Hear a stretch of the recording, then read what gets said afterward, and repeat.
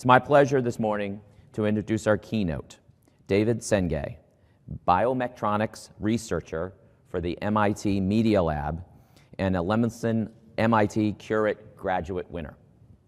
David was born and raised in Sierra Leone, is currently a PhD candidate at the MIT Media Lab.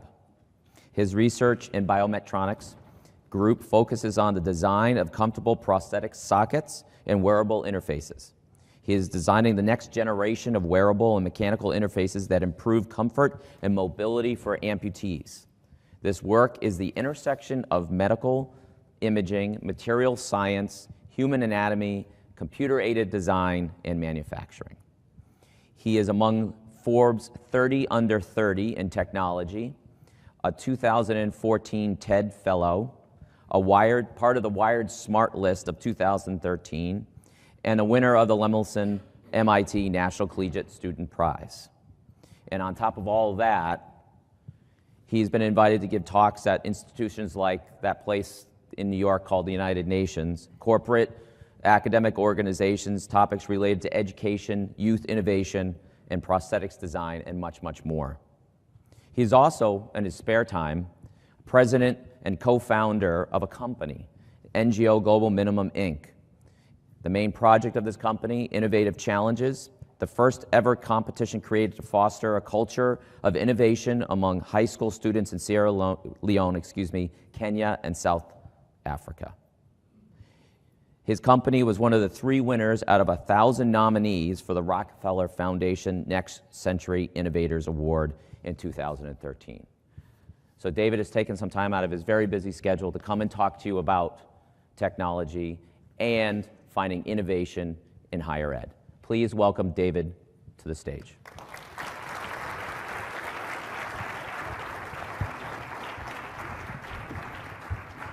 Thank you, sir.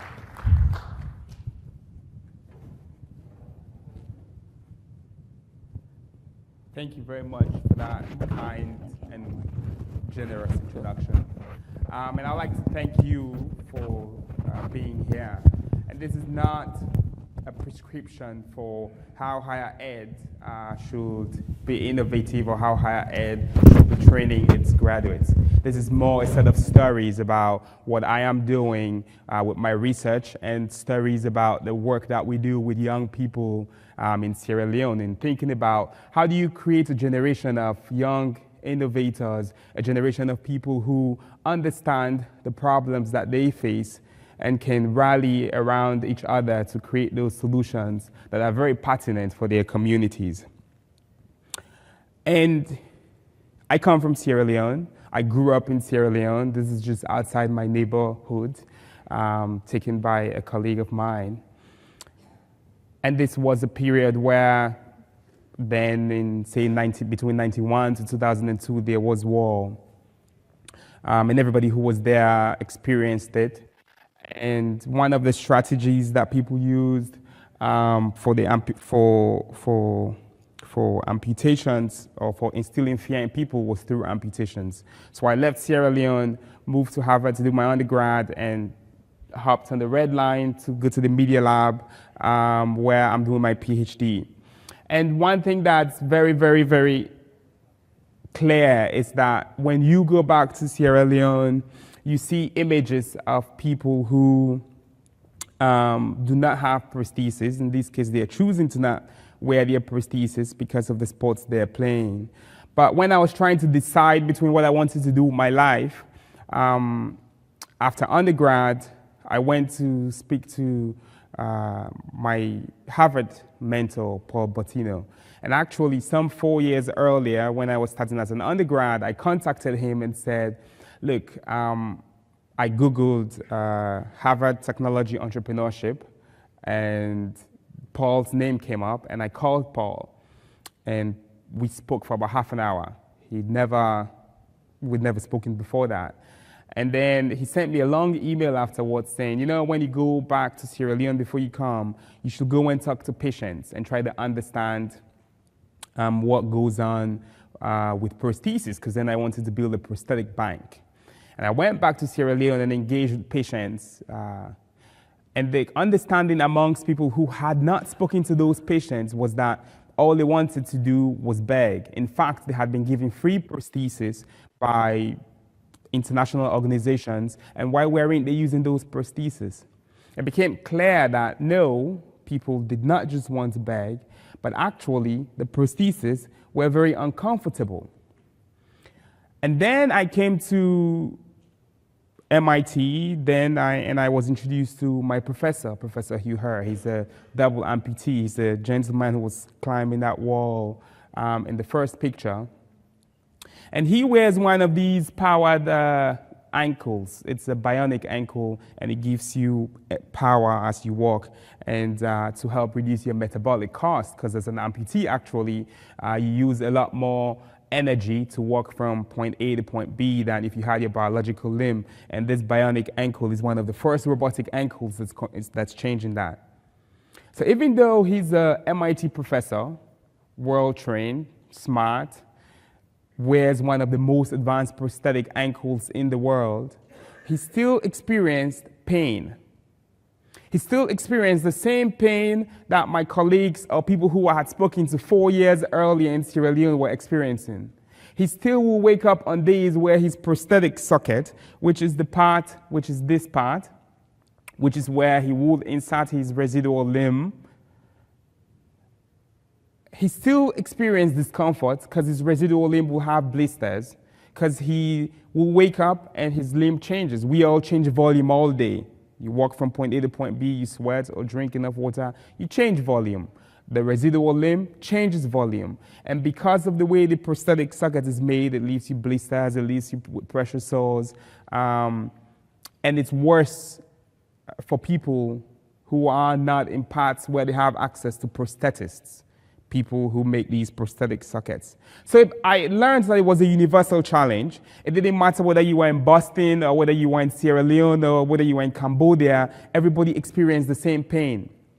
And so I went up to him and I said, okay, so why are people not working on this? And he said, well, I do want to work on it. You know, it'll be great if you start here to do your PhD, but the truth of the matter is we don't know how to solve this problem because everybody is different. And actually, it is such a complicated problem that the current ways in which prosthetic sockets are designed is by somebody, a prosthetist, so the gentleman there, he's well trained, has lots and lots of experience. The patient comes in, the patient sits down, you put your leg out, and the prosthetist reaches out for your leg, presses on your limb a little bit, and says, oh, there's a bone there, yeah? I see. Makes a mold out of that, and marks on the positive mold. That's uncomfortable, great, okay. That means I should remove material here. Is that okay? Yeah, it's great? Yeah, okay, good. This is the current state of the art. And you cannot scale that. But actually, if your limb changes volume, then that shape that was made is no longer comfortable for you.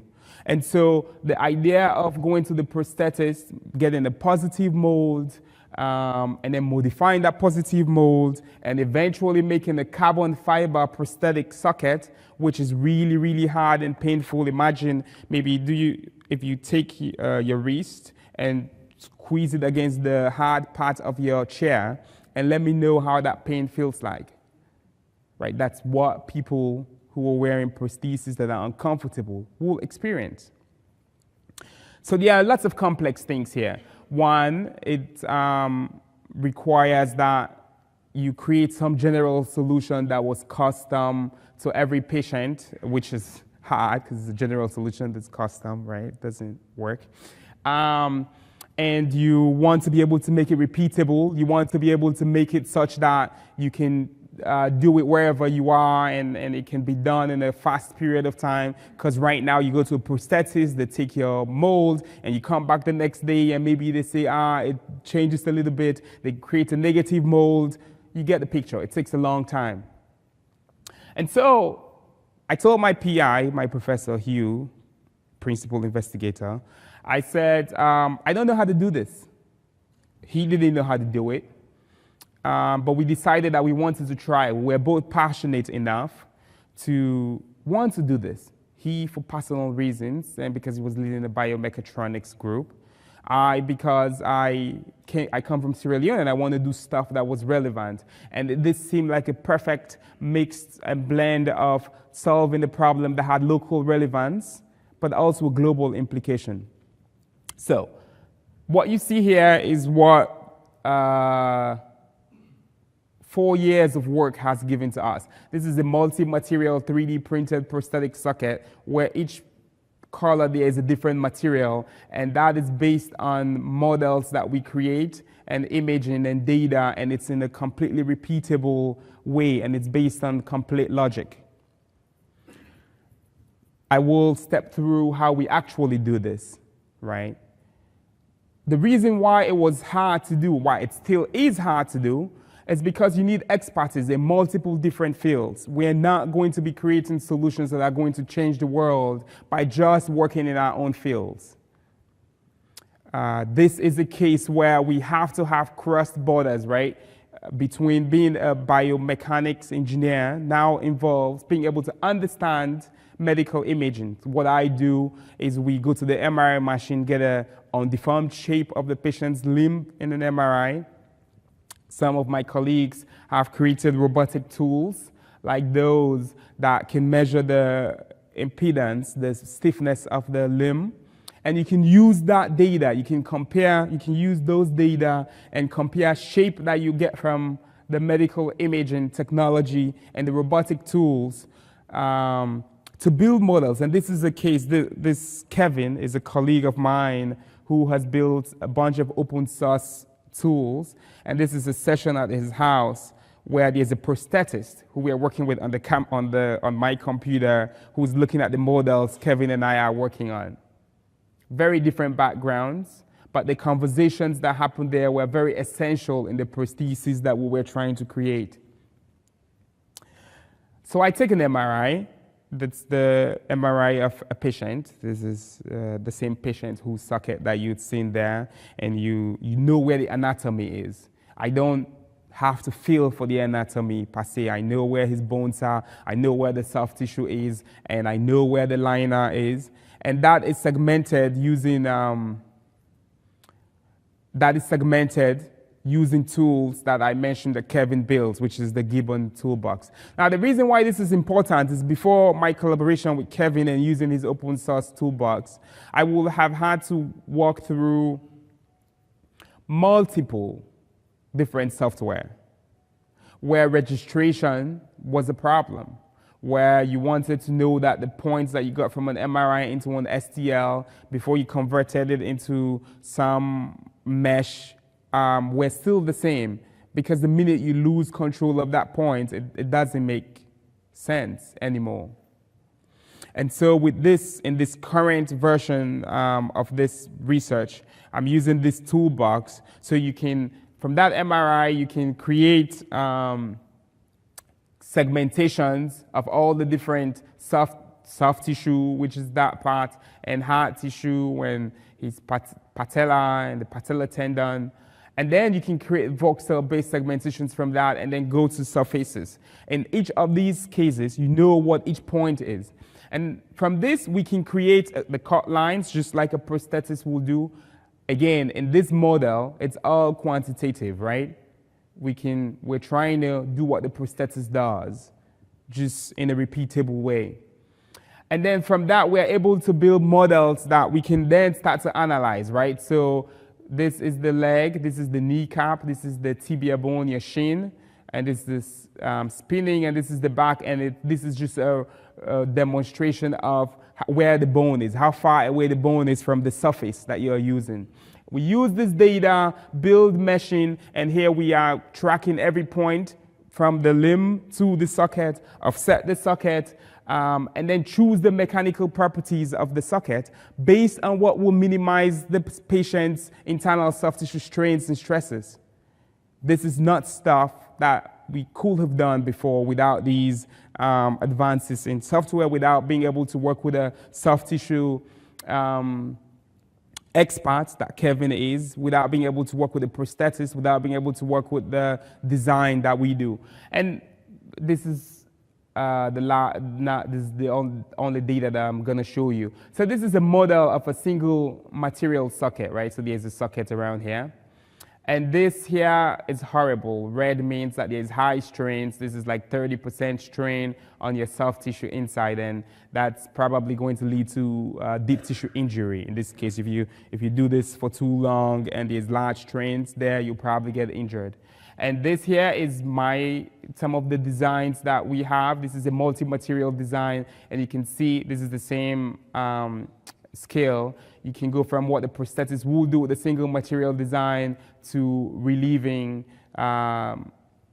internal soft tissue strains and stresses using our approach.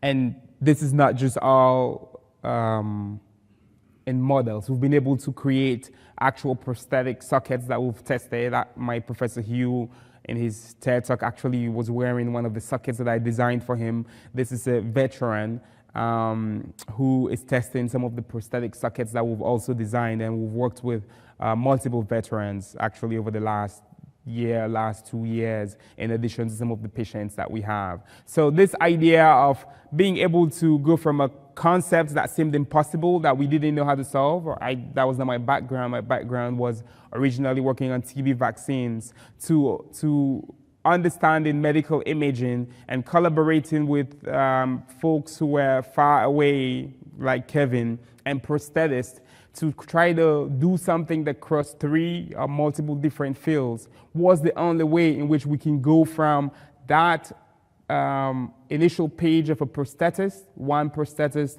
all his experience or her experience with the patient, to being able to get data from anybody, anywhere, and using those data to develop prosthetic sockets that are 3D printed, and you can wrap around in some carbon fiber based on some rule. So this is all well and great. It's going wonderfully. And I'll go back to Sierra Leone during all this period of time. I go in the holidays. And when I go to Sierra Leone, this is what I see. I see that if you want to have development, you should ask Action Aid, because Action Aid will end poverty. Together, perhaps, with you. But it's not about the people. It's not about people who are in this neighborhood. This is outside my house. Literally, the junction outside my house. It is that perhaps that World Vision will be able to tell you how to do development as well, or any of these other agencies that are there. But what that means is that the self-efficacy is removed from people. And it's so much joy when I can come to the lab and think and not know how to solve some problem and walk through it. But if somebody were to solve that problem for me, I don't experience that joy. I don't get the opportunity to fail and learn through that process. And that's exactly what happens here. And this goes from generation to generation to generation. So I decided with some of my colleagues that no, we need to change this. The fact that we can experience this creative freedom that we have at a place like the Media Lab, the fact that we can be allowed to come up with an idea and build a solution for a solution's sake. Let people bring their problems to fit our solution. The fact that we can be free to do that, and we see what impact it has on our society. Why wouldn't we be able to do this in a place like Sierra Leone? Why should I then be the one, or why should anybody external be the one who always comes and brings a solution to help Sierra Leone?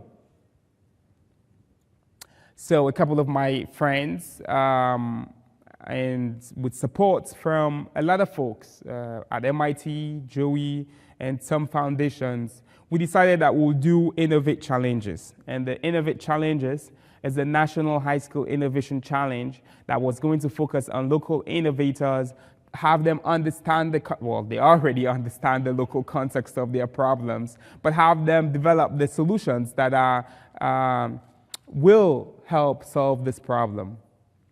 In 2012, went back to Sierra Leone, some private money, some money from the lab and MIT, and did this. We had 72 applications from hundreds of kids after we traveled all across the country, who all were suggesting solutions to problems that have been in their communities that they had expected that other people would solve for them. But the most important thing is nobody had asked them for a solution before. And this worked well. In 2013, we expanded, got more funding from foundations and institutions like Autodesk and with CGI and MIT and Seagull and a bunch of other foundations. And we moved to Kenya and South Africa, where we've done the Innovate Challenges. And we have thousands of kids these days who are within our network. And how do we evaluate this? What does it even mean to do Innovate Challenges? And we go to each community and say, and we means the people in Sierra Leone. Innovate Siloam is run by my colleague and friend who is based in Sierra Leone, who's a student as well, Mahmoud, who does most of the work. And Kenya and South Africa are also run by people who are there, who we are affiliated with.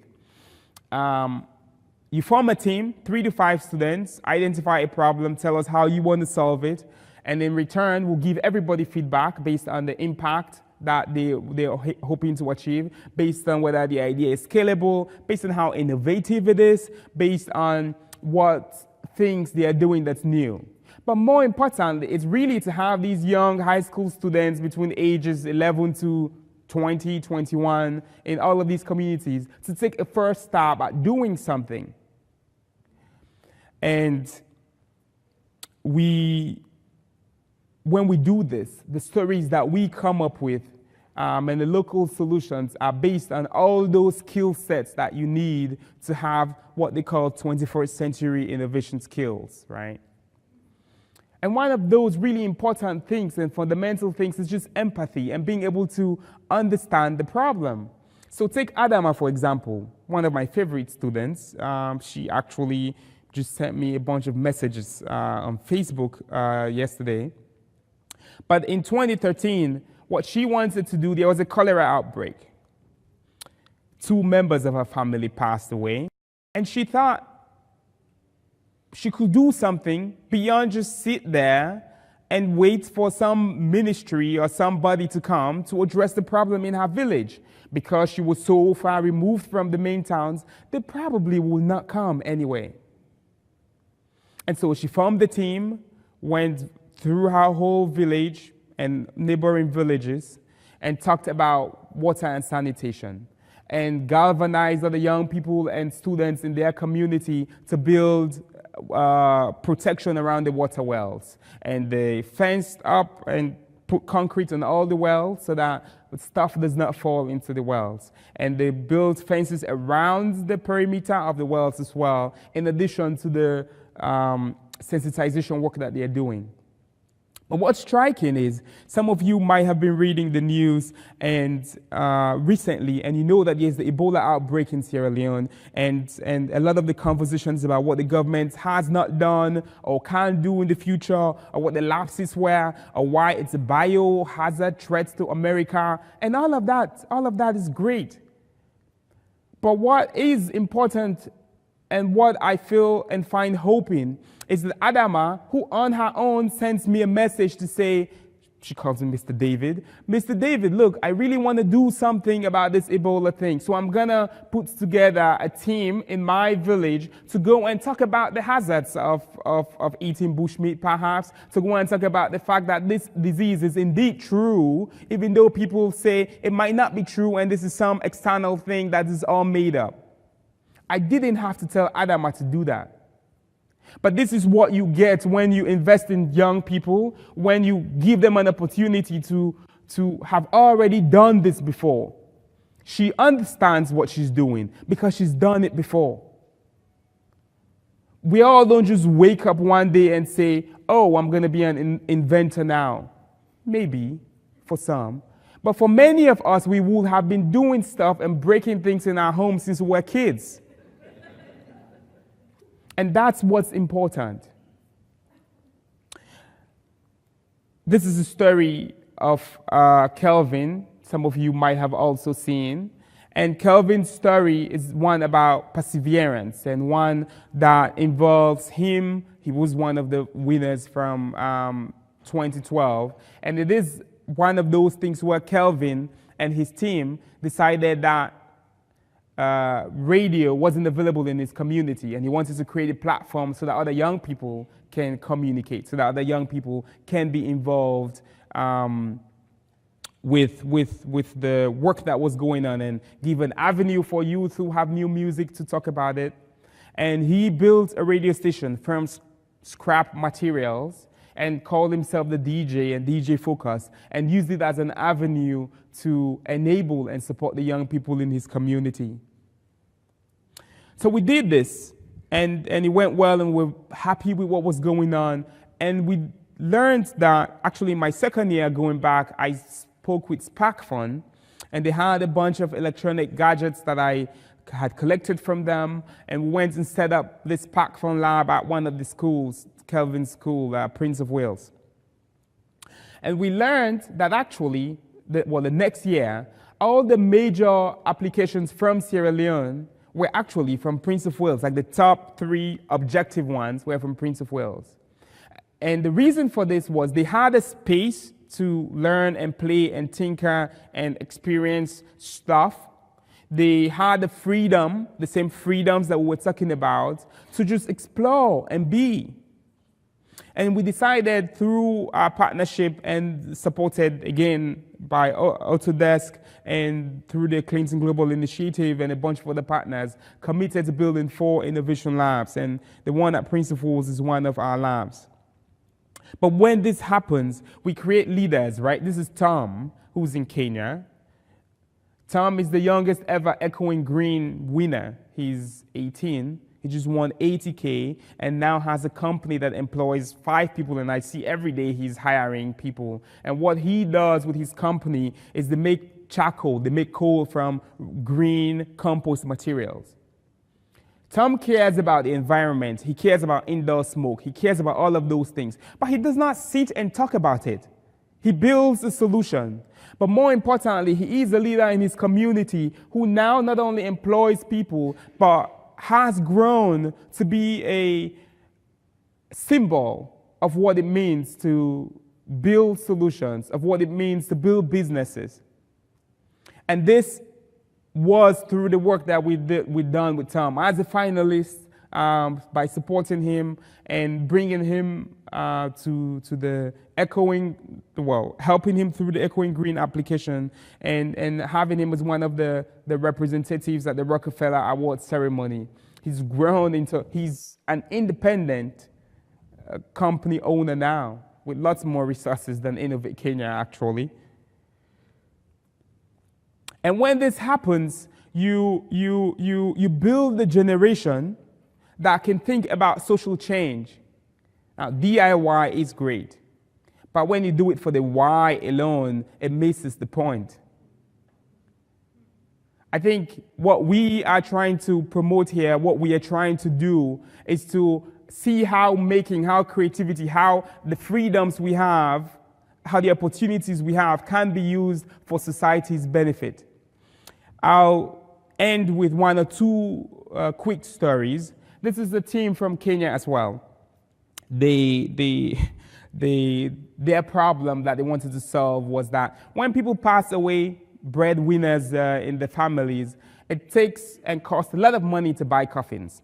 And you cut trees as well. And they thought, coffins are expensive and we don't want to do this anymore. So we want to make bamboo coffins. And they'll make the bamboo coffins nice. This is one of their coffins that they are in. And I feel like one of the jokes they say is, if you lay in their coffin, you'll be happy, but you'll be dead anyway. So it's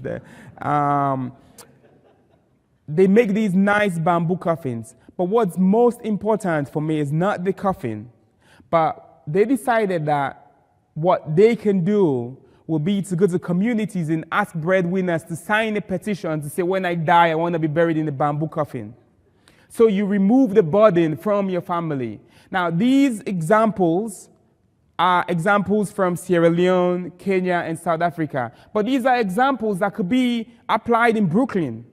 This idea that you understand a problem and you can go and solve it are not just limited to Africa or Asia. These are things that we experience every day in our work. I use the same processes. And it's not a far away thing. It's a thing that we as educators, it's a thing that we as the people who we are, who care about our generation, should care about. How do we create an ecosystem? How do we create a network of opportunities so that our youth, wherever they are, can stop to think about what challenges they have in their community, can take a risk, can learn how to attempt and how to solve a problem.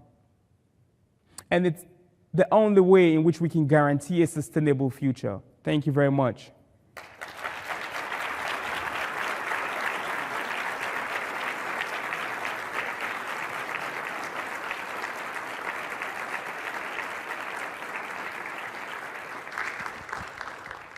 Thank you. We do have a lot of time to have conversations and to ask questions. And so there's a mic roaming around. If you want to ask a question, and the question usually have a question mark at the end, please raise your hand up and the mic will come find you.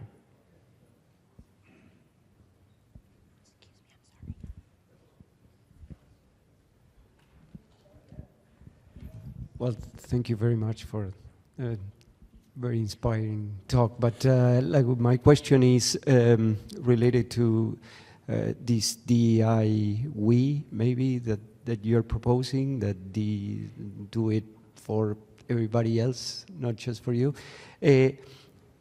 I feel that it must have incredible kind of repercussions on the learning of these kids. That this is it seems to be a kind of a very potent tool for engaging kids into staying in school and doing hard work. What are the findings, or have you kind of tabulated the findings or in any way? Yeah, that's a great question. And actually, this fine lady here, Tracy, and her team, and I was in Kenya earlier this year, and I was talking to them and just asking about the challenges that they'd faced. And one of the things that she said that was most important for them was how it got them closer with each other. She said that they were friends, their team were friends to start with, but through this process of some people not working some weeks, some people doing some other stuff you having to cover, and this relationship, the social interaction itself has made them better friends. And they understand this better. And we see this across most of our youth, most of the people who we work with. And even in this case now, across borders as well, where Kelvin's story inspires Tom, that inspires somebody else who's in South Africa. And it is important that, sure, we as the individuals must have fun when we create the things that we do, and nobody is saying we should work on stuff that's not keeping us entertained and motivated. It is not an either or. We can work on things that are exciting to us, that we're passionate about, that's also important to us, that have societal value. And I think we should try to place a little bit more on the societal value in the interactions that we have, for the very reasons you stated, which is that it keeps people connected, in this case Tracy's team, not just in their country, but across borders as well. So it's a very good point, and I agree with you about the impact that it has on learning, actually. And just with regards to academics itself, one of the stories I didn't mention, Mohammed, I went back to Sierra Leone, and he had done his talking very well, and he knew that I was in Sierra Leone at the time, and he knew what church I went to. So he goes and waits for me at the end of Mass, and I'm going with my family, and he runs up to me and goes, Mr. David, look, I saw that you were coming, and I stayed this Mass, and had this conversation with me about his interest in robotics, and he became one of my mentees, gave him opportunities here and there, and today he's one of the he's a major roboticist who makes robots left and right, and he's going to school in South Africa this fall. So just for the academic value itself is great. Because Mohammed ended up taking MIT undergrad classes that he found out about through the open courseware.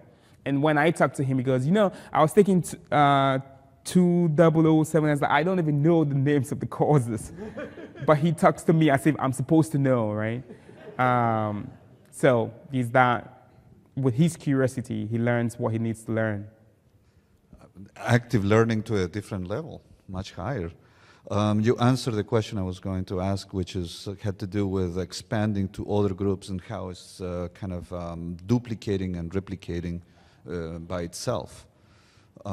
So the other follow-up for me is the government now more enthusiastic about this? It's a great question, and I think for these to work very well in the countries and in a sustainable way, because the money the cost involves reaching out to as many schools as possible everywhere. The cost involves getting feedback to those people. There's a cost for mentorship.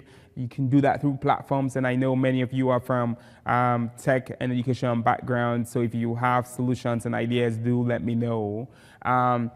But the government is an important partner, and actually in Sierra Leone, the government opened its doors to us, and we had access to principals.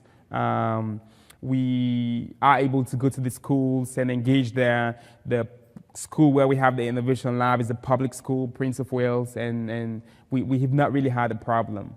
And I think in Kenya, we just signed an agreement as well with the ministry, because it's important that, especially if we want to reach every high school in the country. You'll be next after this.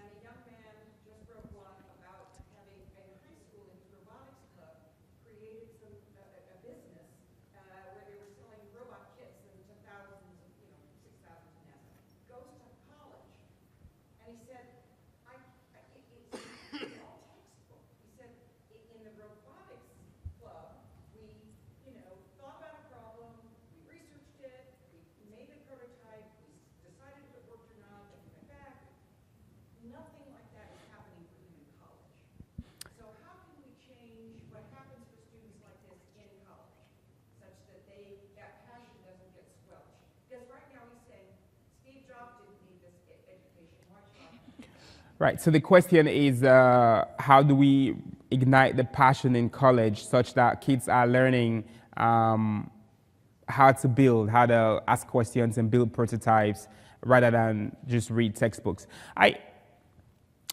It's an important question. I think as educators, we all have a huge task to change the way we grade students and we evaluate students.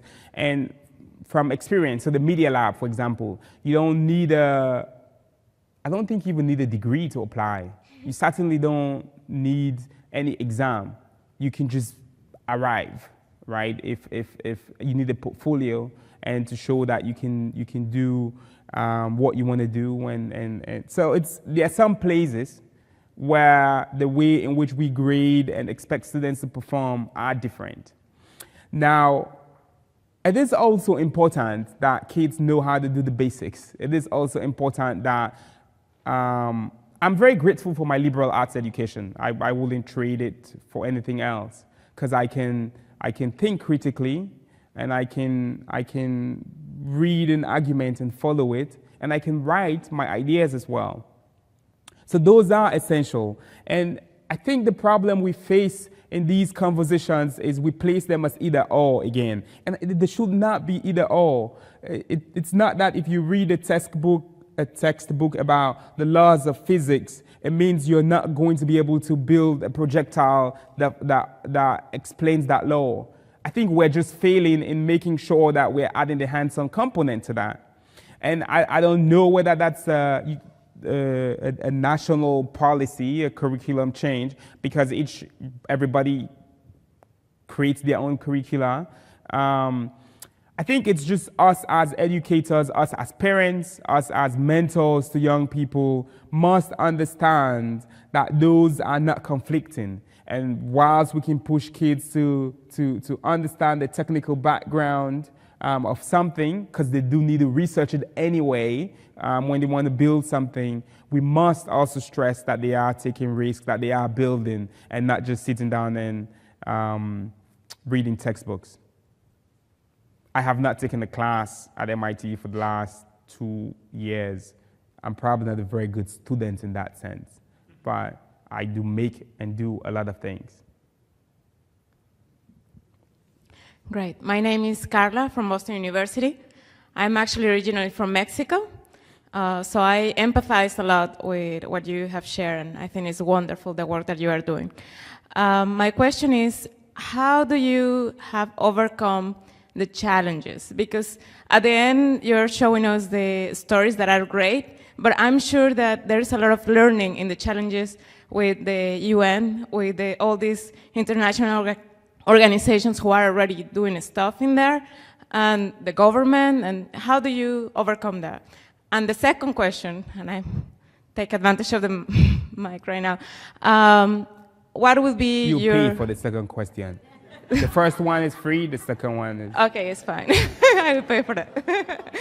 Anyway, what will be your call for higher ed? Or what do we need to do in higher ed to encourage students, and graduate students like you, and consider myself also one a few years ago, to do something back to our countries, how can we, or how do you think that we can encourage people to actually do something, maybe from the place that we are right now, but something that will happen over there with youth? Right, thank you. The first question was about the challenges. Sure, there are challenges. And one of them is, I always talk about these friends of mine, and they can watch it, but it's true. We're on the same WhatsApp group, and we talk all the time. They're smart students, right? It's probably the 30 smartest students in the year that we took our high school exam. They all had the top results. And they're engineers and lawyers and doctors. But it's so hard to get us to work together collectively. It's very, very almost impossible. And maybe sometimes I say, it's great that we're trying to do this, and maybe that's why we went to the youth, because it's much easier to change the youth's perspective than before you've spent 4 years doing things, certain wages, memorizing stuff, and never building anything. And when you finish, you have to go and make money, and you have to be an adult. Maybe it's too late once we're adults, I'm sorry. But I think that's a challenge, and for now I don't know how to address that challenge at all. And the way around it is to work with younger kids who still have yet to be fixated on the way and understanding and training. They are not experts yet, which is great. There are challenges with how you reach as many schools as possible. We've been lucky with our numbers, boys and girls. We get equal numbers of boys and girls who are interested in our competitions. We didn't necessarily do anything in particular to do it. It just happened. But that's partly because, we don't just visit boys' schools, we visit girls' schools as well, and many of the schools are mixed. So we're grateful about that. But then the applications almost always come from only urban areas, and the people who tend to win are in major cities in urban areas. And so there's a challenge of how do you reach as rural as possible, and how do you help those kids who don't have the winning ideas to still do something. So example, we have 1,000 kids who apply in teams, and we have maybe 100 finalists, and maybe only about 12 become the Toms or the Kelvins, a year. That's not a really good way of changing the generation. There's the classic question of scale and how in depth you want to go with mentoring and supporting these people. And I don't think we know how to do that yet. And if you do, let me know. But the question about what we can do as students, especially who are in grad school, I think, or anywhere, or people, humans who are doing stuff, I think we always feel like we don't have enough time. It's this element of, oh, I'm doing enough. I don't have enough. I don't have more time to give. And perhaps it's the understanding that there's always more time that you can give without necessarily being unhappy. You wouldn't be unhappy. And that requires us internationals to in this case, but directly to your question, to want to do this. That requires us as people who want to create change to be motivated enough to want to do it, to understand that we can invest our time and resources in it. If it's seen as an investment, then it's not like you're losing it. We're not losing time by doing these other things. And I think as a student, part of those things is perhaps to say, if you need to spend 10 hours to get an A, maybe it's okay to spend 7 hours to get a B plus and be fine with it if you can use those 3 hours to do something that's useful. Because at the end of the day, it's about creating impact. And if you need to find the time to create an impact, it's priorities. I don't know. But there's always more time. I think we have a couple minutes left for questions, if anybody has any questions.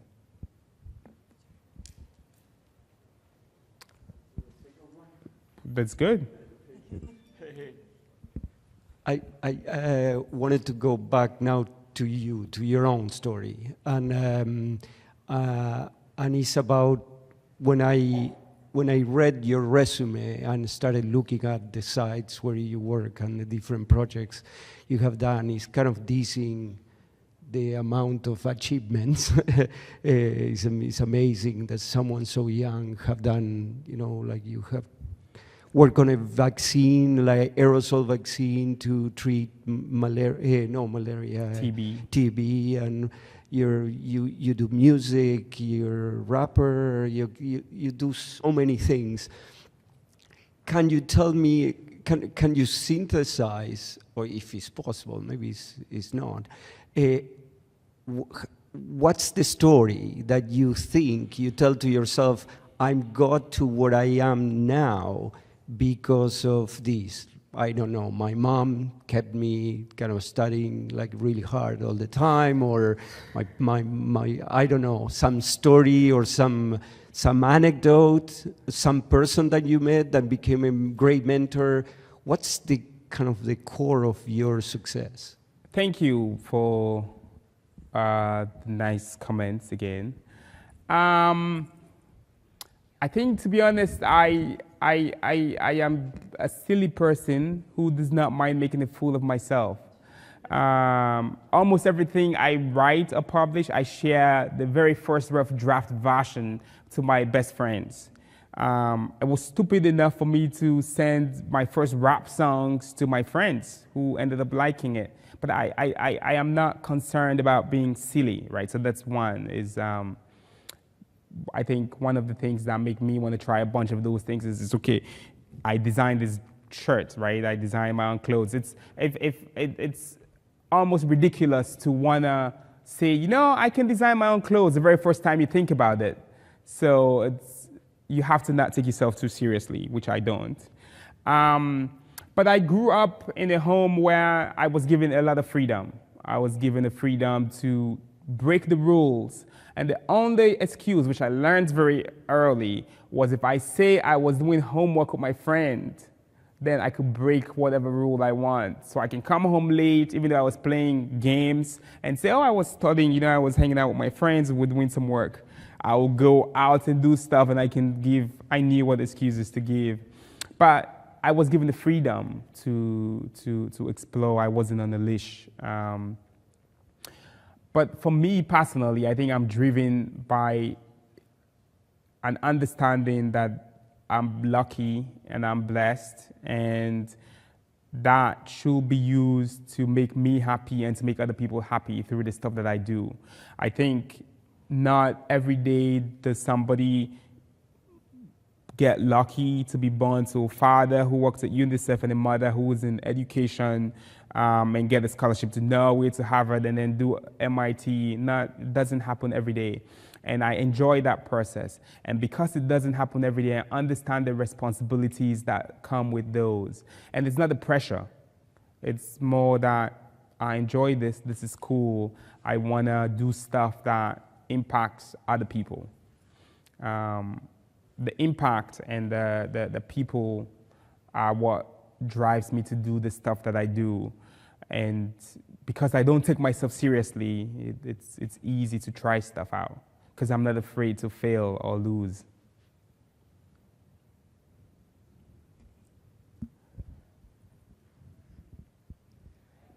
Oh, there's one there. It's not like I'm begging you for questions or anything. No. So I wanted to bring this back to campus and technology. So as I go back to my campus and I think a lot about technology, I would like to hear from your perspective what you'd like to see in a campus and what you like to see in technology. I think I would like to see campuses where young people are free to explore. I think in many of our campuses, it's so rigid and it's so schedule-based, and you have to go from point A to point B to point C, that there's not really that freedom to do stuff. And that freedom could be enabled by technology, but it goes beyond technology. It's a culture. And I think perhaps sometimes we feel like these a magic system, magic bullet, but really it comes down to the culture within an organization. It comes down to a culture within the youth that we're helping enable. It comes down to a culture on campus. Example, Harvard, MIT, very different campuses, very different cultures, right? At MIT, I can hang out with a friend and say, you know, it might be cool to make blah, and 4 hours later, you're in a machine shop making blah. That will probably not happen so much in my undergrad. And so there's those different cultures. But then on the other side, you can think and free and have conversations about what to do, and it's different values, right? And I think focusing on changing the culture of a campus is hard, but it's probably the best way to get people to engage and to get people to do stuff. All